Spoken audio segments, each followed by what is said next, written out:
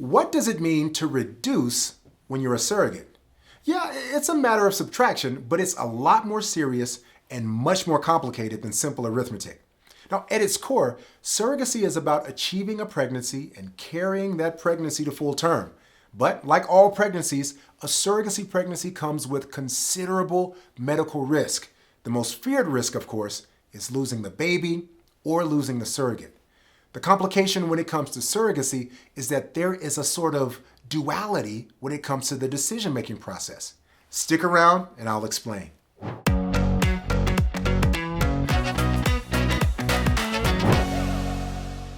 Hello, I'm Corlendos Scott, a surrogacy attorney in Los Angeles, and I focus on helping people grow their families through assisted reproductive technologies like surrogacy. Now, in today's episode, we're going to talk about what reduction in a surrogacy agreement is referring to. We'll talk about when to reduce and when not to reduce, and we'll discuss the legal implications of reducing a surrogacy pregnancy. Let's just jump in. Now, to reduce or not to reduce is probably one of the heaviest legal, social, and ethical questions in a surrogacy arrangement. And to be clear, when we mention reducing, we're not referring to the surrogate losing weight or something. By reduce, we're referring to when a woman who is carrying a multiples pregnancy remains pregnant with at least one fetus after the demise of at least one other fetus.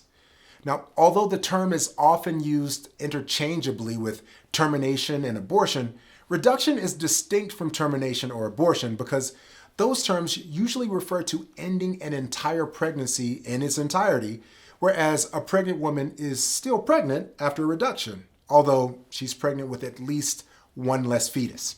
Now, in a non-surrogacy pregnancy, the decision to reduce is typically a one-woman show, the pregnant woman. But in surrogacy arrangements, the decision can fall on either the intended parents, and in some scenarios, the surrogate. Now, reduction is something that should be absolutely covered in your surrogacy contract, and it should be covered in crystal clear detail along with the topic of abortion and a lot of other topics. But the contract should detail whether and when the surrogate agrees to reduce, along with the number of fetuses that the parties intend for the surrogate to carry. The contract should anticipate what will happen in the event that a single embryo transfer results in more than one fetus. In other words, what if the embryo splits and we get identical twins? Now, don't be surprised if the surrogate wants to address what will happen if there is a two embryo transfer that results in triplets or quadruplets. Most surrogates I know are unwilling to take on the enormous risks that come on with carrying such a multiple pregnancy. So now that you know what reduction is in the context of a surrogacy arrangement, the question becomes, when is it proper? Or at least under what circumstances do intended parents and surrogates typically agree to reduce?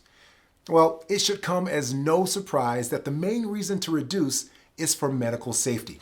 Now, everyone wants to make the journey as safe as possible for the surrogate because she's putting her health and her life on the line in order to help the intended parents grow their family. So, most surrogacy arrangements are structured so that should the surrogate experience imminent circumstances that are seriously dangerous to her health and her life, and the medical provider advises that reduction could remove that risk, then the surrogate has the sole right to make the decision to reduce or not to reduce. That's the way the contracts are typically drawn up and typically agreed to. But there's also a scenario in which the surrogate typically has no input on whether to reduce or not reduce. Now, this typically happens when there's no risk and no threat to the surrogate, but we discover that the child is at risk of some type of congenital or genetic or physiological abnormality or condition like that. Now, in that scenario, the agreement is typically written like this. The parents then have the right to request a reduction, and the surrogate agrees to comply with their request. Now, there's been cases where the surrogate was pregnant with twins and she was medically fine, but the pregnancy was suffering from twin-to-twin transfusion syndrome, or TTTS. Now, TTTS is a pregnancy condition affecting identical twins or other multiples. Now, I'll do my best to explain it, but I'm not a doctor. But here it goes. TTTS occurs in pregnancies where twins share one placenta and they also share a network of blood vessels, the things that supply oxygen and nutrients that are essential when you're developing in the womb. Well, the problem with TTTS is that there's an imbalance in the blood exchange between the twins. You have one twin, we'll call it the donor twin, and the donor twin gives away more blood than it receives in return, and so it runs the risk of malnourishment and organ failure. Then you have the recipient twin, and it sounds better, but the recipient twin doesn't fare much better because it ends up receiving too much blood and it becomes susceptible to overworking its little heart and having other cardiac complications. Now, there's been difficult TTTS cases where the medical advice was to reduce one twin in order to save the entire pregnancy or risk losing both twins. Now, in a scenario like this, the decision to reduce or not to reduce would belong to the intended parents alone. Either way, this isn't something that's decided in the moment. This is something that should be discussed, agreed upon, and memorialized in the detailed surrogacy contract that both parties sign. Now, outside of medical emergencies and imminent health risks, the issue of reduction is also usually discussed when determining how many fetuses the surrogate is willing to carry. Now, as I mentioned, most surrogates aren't interested in becoming the next Octomom, so they typically make it known that they're only willing to carry up to a certain number of fetuses. Now, remember, this is something that should be discussed and agreed upon by the parties prior to the surrogates undergoing an embryo transfer. And frankly, I think it should be discussed at the very beginning when the parties are matching. Now, many opponents of surrogacy like to say that surrogates give up their rights, surrogates give up their autonomy, and I couldn't disagree more. In fact, I believe that the surrogate's rights and preferences should be discussed and considered before an intended parent ever even matches with her. And surrogates and intended parents should only match if they share the same philosophy on the entirety of all things related to the pregnancy, especially the issue of termination and reduction.